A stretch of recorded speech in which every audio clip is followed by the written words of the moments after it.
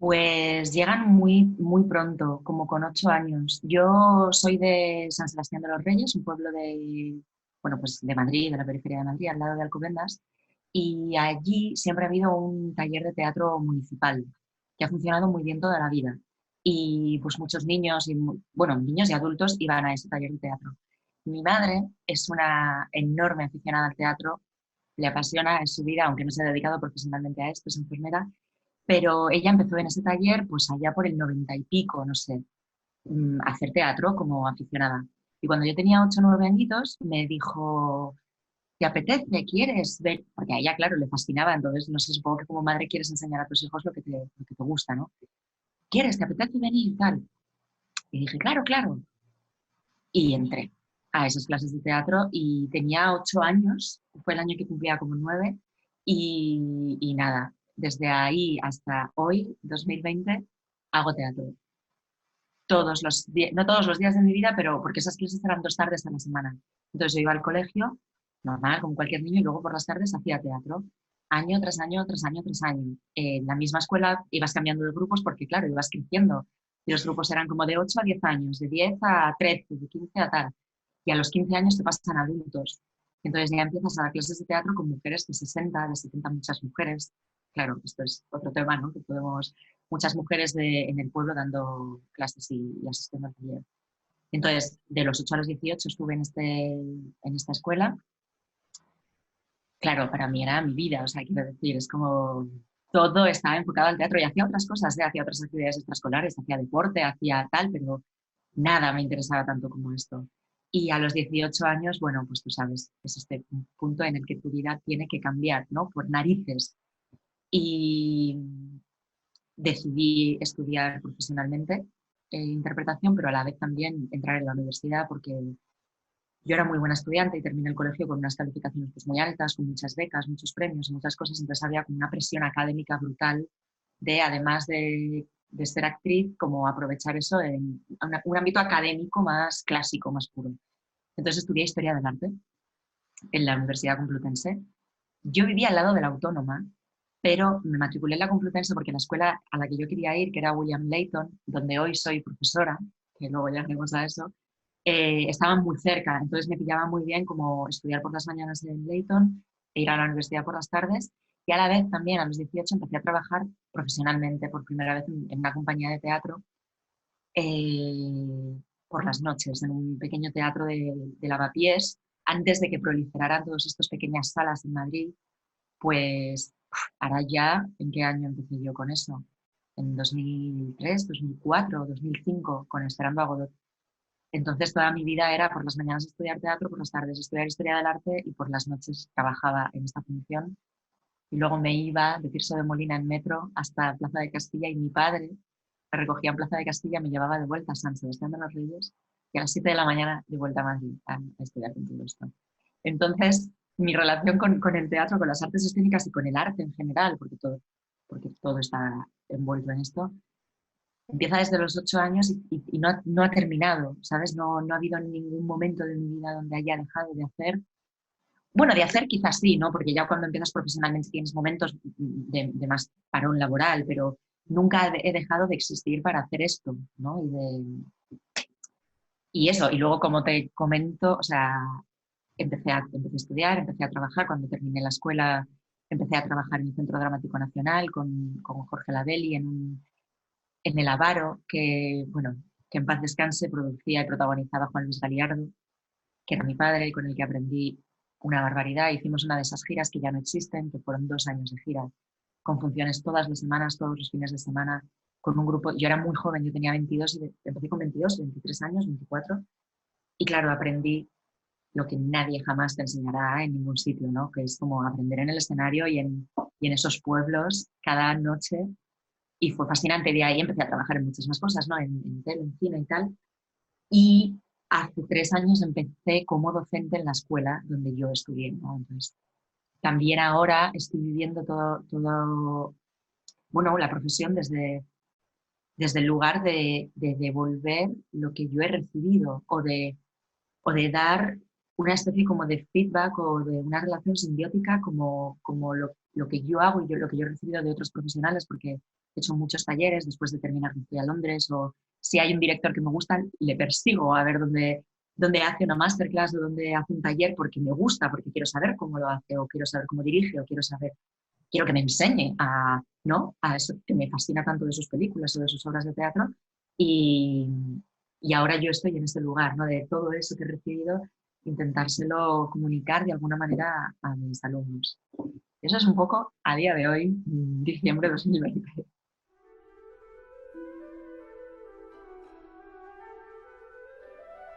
Pues nada, como todos, una especie de parón, como de que alguien te coge y te sacude y te vuelve a poner en un mundo diferente, en un mundo nuevo. Me pilló en lo personal y en lo profesional de manera bastante abrupta. En lo profesional tenía 2 espectáculos en gira, que evidentemente todas las funciones se suspendieron y se paralizaron y fue como, aparte de lo económico, ¿entiendes? Que es como, no es un trabajo en el que tú tengas un contrato previo y se suspende. No, son funciones en las que no vas a hacer, con lo cual ese contrato nunca entrará en vigor porque esa función no va a tener lugar. Entonces al principio fue muy angustiante, pero luego empezamos a recibir noticias de que todas estas funciones se iban a posponer. Y gracias al cielo se han podido hacer todas en septiembre, octubre y noviembre. O sea, nos dieron nuevas fechas, pero tampoco sabíamos cómo iba a evolucionar todo este tema. Y por suerte hemos podido hacer todas esas funciones. Así que a nivel laboral no he perdido ese dinero, pero esos meses sí que fueron totalmente de parón. Y a nivel profesional, o sea, a nivel personal, yo me iba a ir a Nueva York el 31 de marzo. Yo tenía todos los billetes comprados y lo tenía todo. Y evidentemente, pues no nos fuimos a Nueva York ni nos fuimos a ningún lado y quedaste en tu casa. Y ahí yo decidí que iba a hacer una cosa que se llamaba el viaje que no fue, que fue que en mi Instagram decidí hacer el mismo viaje con el mismo planning diario que habíamos planificado para Nueva York. ¿No? Nosotros teníamos pues cada día pues ir al MoMA, ir a Central Park, ir a no sé qué. Y entonces yo decidí ir a Nueva York, era el sueño de mi vida y no pude hacerlo. Entonces yo decidí que lo iba a hacer en Instagram. Y entonces empecé una serie que se llamaba el viaje que no fue, que está en destacados de mi Instagram, que es ese viaje en mi propia casa. Entonces yo pues ponía en la televisión y en YouTube el aeropuerto, el JFK, entonces yo abrigada con la mochila y con la maleta me ponía delante de la tele y Antonio me grababa, que es mi pareja y vive conmigo, me grababa y hacíamos una story donde yo estoy llegando a Nueva York, o luego donde yo llego al hotel y abro la puerta de mi habitación con el abono. Y, no, o sea, todo era como ese gran viaje a Nueva York. Aquello empezó como un poco algo solo mío y terminó como una superproducción en casa de 7 días porque tenía que durar lo que duraba el viaje e hicimos todo el recorrido que hubiéramos hecho. Entonces aquello de repente se convirtió en una especie de acción teatral, no te diría, porque el teatro no es esto, pero no de cómo hacer este viaje que esto nos lo ha impedido y cómo crear la ilusión del viaje dentro de un piso de 50 metros cuadrados y de un perfil de Instagram. Aquello empezó a tener bola y a la gente le empezó a gustar mucho porque realmente estaba un poco desconcertada de si este viaje estaba teniendo lugar o no. Luego ya lo exageramos todo mucho y entonces había un momento, ¿no? Como de nos vamos a montar en las barquitas de Central Park y de repente el siguiente story era yo en mi bañera, ¿no? Entonces ya empezamos como a rizar el rizo de lo absurdo. Pero aquello fue un momento súper principio de la pandemia donde todavía teníamos ganas. Esto quiero recalcarlo, ¿no? Porque no sabíamos cómo iba a durar todo esto.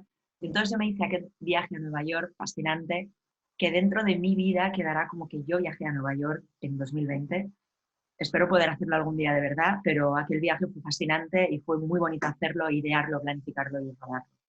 Luego ya, cuando nos enteramos y nos empezamos a dar cuenta de que esto iba a ser mucho más serio, iba para más largo, pues ya empezó el bajón emocional y físico, porque yo, como te he dicho, también soy profesora y entonces todas las clases se trasladaron a Zoom y de repente hubo que repensar todo esto desde otros lugares, desde lugares estáticos físicamente, o de cómo hacer que los alumnos se movieran en sus propias casas, o de cómo activar, no, ahora mismo tú y yo nos estamos viendo solo de hombros para arriba, ¿no? Pero los actores, o sea, mi lucha constante con los actores es que somos mucho más que una cabeza y que el cuerpo va incluso por delante de nosotros a la hora de estar en un escenario o de estar con otra persona. Y cómo intentar que aquello no se perdiera en tantos meses fue un reto personal y un reto como profesora para los alumnos.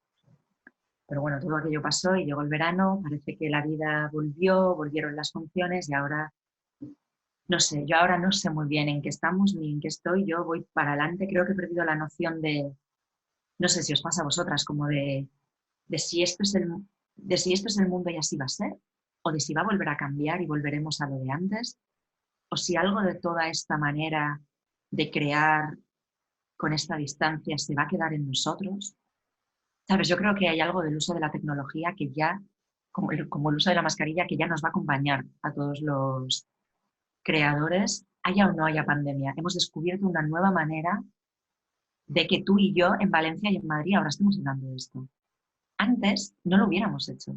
Hubiéramos esperado un viaje o lo hubiéramos hecho por una llamada. No sé, hay algo que creo que ha cambiado radicalmente y también se lo digo a los alumnos como creo que hay una generación de alumnos o de gente que está formándose en esto que ha conocido unas maneras infinitas de hacer. No te digo de hacer teatro, no te digo de subirte a un escenario, pero de expresar, de comunicar y de contar historias. Y eso en mi generación era impensable. Entonces, digo, por sacar como pequeños, no sé, rayitas de esperanza de toda esta situación.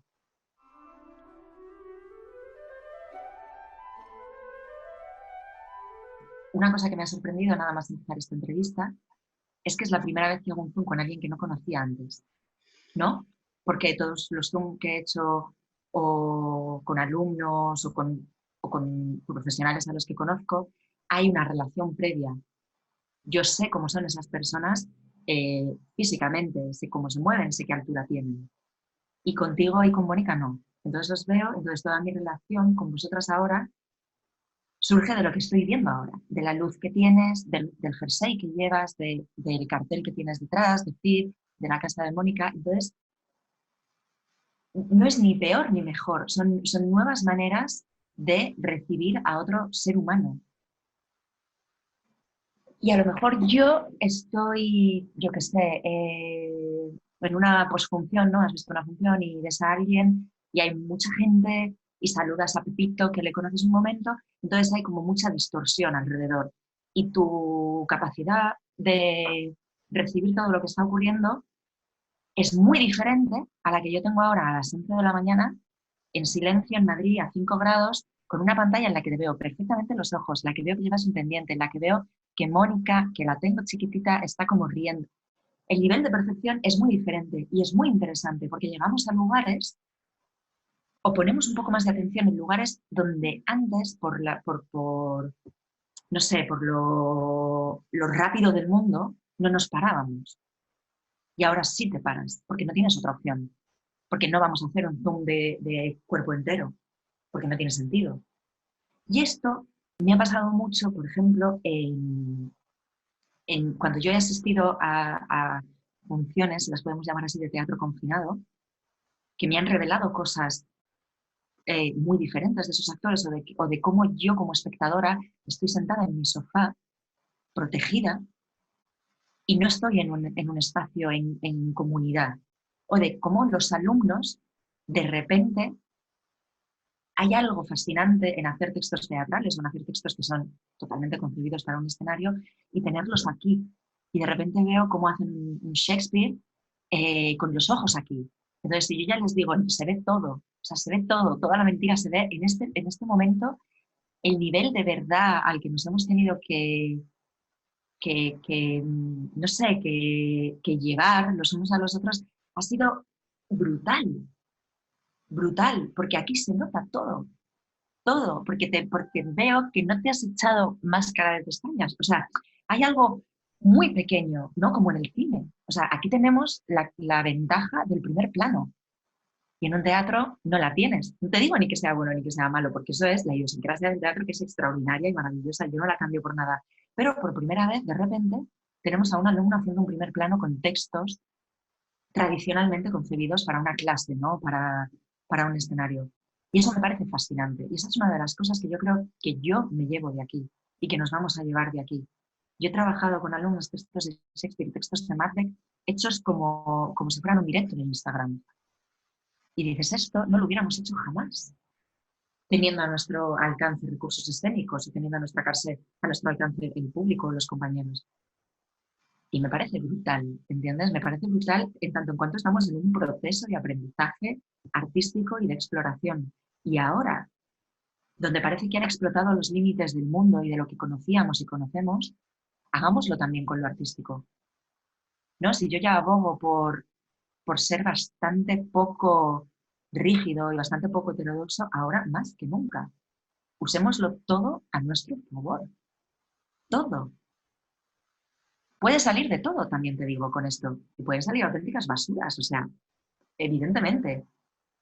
Claro que sí, como en el teatro, que parece que porque esté en un escenario ya es bueno. Mentira, mentira. Pero hagámoslo. ¿Quién nos lo impide? Yo acabo de hacer no sé si llamarlo así, en el Festival de Otoño. Una dramaturgia transmedia estrenada en el Festival de Otoño durante 10 días, que en la vida me hubiera imaginado. Y ha sido un viaje espectacular, maravilloso, en 5 medios diferentes, redes sociales, plataformas, seguido por gente de toda España y de Europa y del mundo, porque nos llegan como las estadísticas. Gente de Israel, de México, siguiendo esto.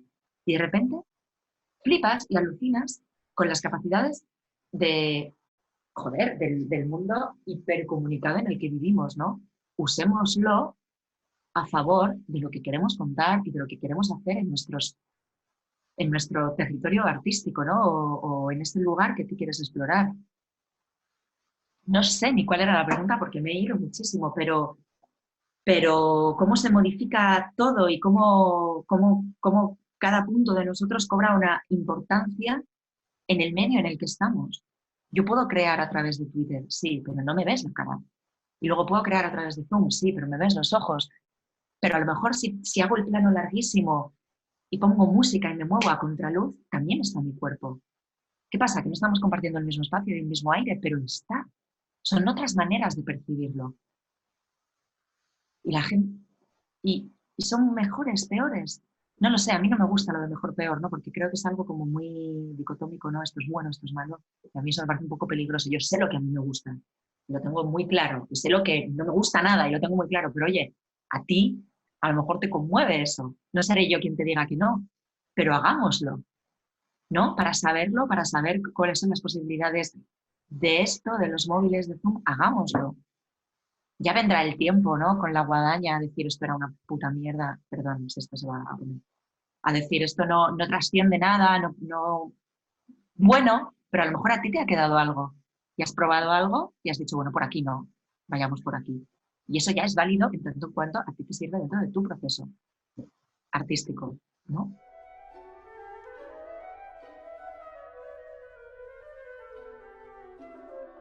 Bueno, el libro de Toyi, hablo yo, pero debería hablar Antonio, que es como cómo no, es el creador de esta historia. El libro de Toyi parte de una residencia artística en Corea, en la que Antonio estuvo viviendo 3 meses, una residencia para escritores.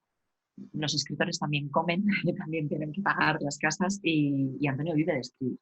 Y entonces se fue a Corea 3 meses, pero antes de irse a Corea él había empezado con una historia que tiene que ver no sé si lo habéis seguido o si lo ha seguido quien está escuchando esto, tiene que ver con una búsqueda un día en internet sobre su nombre. Puso Antonio Rojano en Google y esa búsqueda arrojó un montón de nombres, sabéis, si ponemos nuestro nombre hay mucha gente que se llama como nosotras y salió un resultado que era un soldado de la guerra civil con su mismo nombre. Y entonces Antonio empezó a tirar de ahí, empezó a tirar de archivos militares, empezó a acudir a las fuentes, a los documentos, y claro, empezó a desgranar una historia sobre este soldado que se llamaba como él, que le llevaba a través de la guerra civil en España y del Frente Republicano, porque era un soldado miliciano, a través de la historia de nuestro país, a través de los desaparecidos, de la guerra del franquismo, y todo esto contado desde Corea, desde aquella residencia y desde el mundo coreano y desde la cultura coreana. Esto es una historia que Antonio tiene desde hace 3 años, le está dando forma de muchas maneras, una forma ensayística, una forma, bueno, de muchas. El objetivo final es la escena, es hacer algo escénico con esto, es nuestro deseo más absoluto, pero de repente se nos presentó la posibilidad de hacerlo para el Festival de Otoño en una forma de dramaturgia transmedia. ¿Qué es la dramaturgia transmedia? Contar una historia a través de diferentes medios y que cada fragmento de la historia que cuentas en cada medio o en cada plataforma nosotros creemos, esté totalmente dedicada y hecha para ese medio, ¿no? Twitter es un hilo divulgativo en un tono de Twitter, ¿no? Porque ambos estamos en Twitter, Antonio controla mucho de Twitter. Otro era un podcast, ¿no? Entonces, cómo contar la historia a través de la radio, a través de lo sonoro, a través de... Otro era un directo de Instagram a modo de charla, otro era un... Entonces, es como meter esa historia de manera progresiva, porque iban pasando cosas y no puedes ver el 5 sin ver el uno, ¿no? Hay algo de introducción y de ir avanzando en esta pequeña historia, hasta llegar a un posible fin de los muchos finales que tiene esta ficción. Esto más o menos es el libro de Toyi. Ha tenido una acogida que es que no nos imaginábamos, ni de broma, y de repente dices, la gente está ávida de historias. Tiene muchas ganas de saber, muchas ganas de conocer, muchas ganas de interactuar con los creadores y con otros espectadores. Cuando abrimos el coloquio de encuentro con el público al final del Zoom de la pieza 5, la gente quería comunicarse. Creo que hay una necesidad de, a mí me pasaba mucho esto durante el confinamiento, de hablar de lo que nos gusta, de hablar de lo que queremos hacer. Y nosotros somos actores, directores, escritores, y actores el que actúa, escribir, escritores el que escribe, directores el que dirige, ¿no? Hay algo como de necesitamos la acción para hacer lo que nos identifica. ¿Sabes? Ser actriz no es algo pasivo, no es una bio de Instagram. Ser actriz es ser una persona que actúa. Y para definirme como tal y reconocerme en ese nombre, necesito actuar. Y lo necesitamos todos. Y el espectador es aquella persona que asiste a un espectáculo. Y fue fascinante. Repito, nuestro fin último es llegar al escenario, pero este camino ha ayudado mucho a ordenar los materiales, a ordenar la historia y a saber cómo la gente conecta con esta historia, a saber cómo la gente conecta con nuestra historia como país, a saber cómo los jóvenes conectan con la historia de la guerra civil, con la historia de los 40 años de franquismo, de los miles y miles y miles de desaparecidos que tenemos en este país. Y yo siento personalmente que hay una generación de gente muy joven, en los 20, en los 20 y pocos, 10 y muchos, que está muy desconectada de eso. Y ha pasado muy poco tiempo. No han pasado ni 100 años, han pasado 80 años. Es una historia súper reciente y la estamos olvidando porque esa generación está muriendo y porque hay mucha gente encargada de que el tiempo se encargue de que esto pase a los libros de historia, a algo que no me pertenece, a algo que no forma parte de mí como sociedad. Y, y yo creo, vuelvo a la opinión, que esto no debe ser así. Y que si los creadores jóvenes, quien esté interesado en el tema, a lo mejor hay gente a la que no le interesa nada, bueno, vale. Pero los que sí tenemos algo que ver con esto, hagamos algo con ello. Hagamos algo con ello, contemos esta historia desde los lugares en los que nosotros actuamos. Si fuéramos políticos, lo haríamos desde la política. Si fuéramos historiadores, lo haríamos, pero somos artistas, es una palabra que siento que me queda muy grande, pero si somos creadores, creamos contenido, hagámoslo desde nuestra parcelita en el mundo, que es esta, ¿no?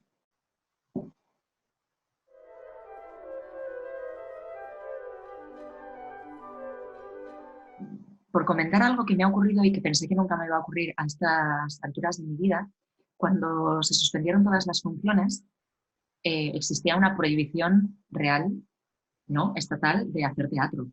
Estaban cerrados los teatros. Nosotros no hemos vivido eso en nuestra vida. Nunca jamás se ha cerrado un teatro. Y entonces ocurrió aquello y nos prohibieron hacer teatro, y nos prohibieron trabajar y asistir.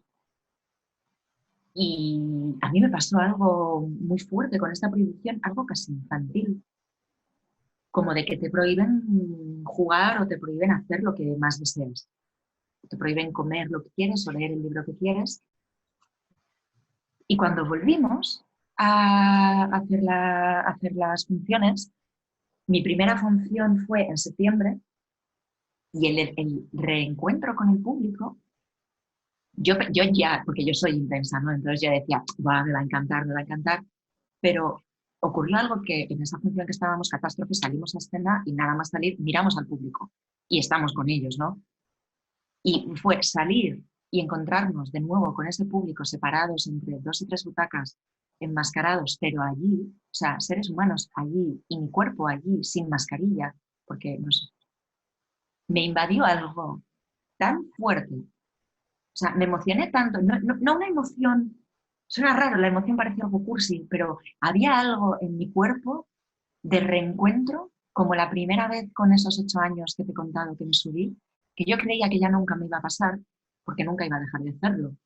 Y de repente ocurrió algo en ese momento en el que todos los átomos de mi cuerpo empezaron a vibrar en algo que yo no, hacía 30 años, 30 no, pero 20 años, que no sentía, como de volver a beber agua en el desierto. O sea, fue muy fuerte, y me emocioné muchísimo. Y estuve una semana pensando en eso y pensando en cómo damos por hecho que hacemos arte y teatro en un día a día, ¿no? Como una manera de vivir, porque es nuestro oficio. Y hay que darlo por hecho porque es nuestro oficio y es nuestra profesión y vivimos de ello.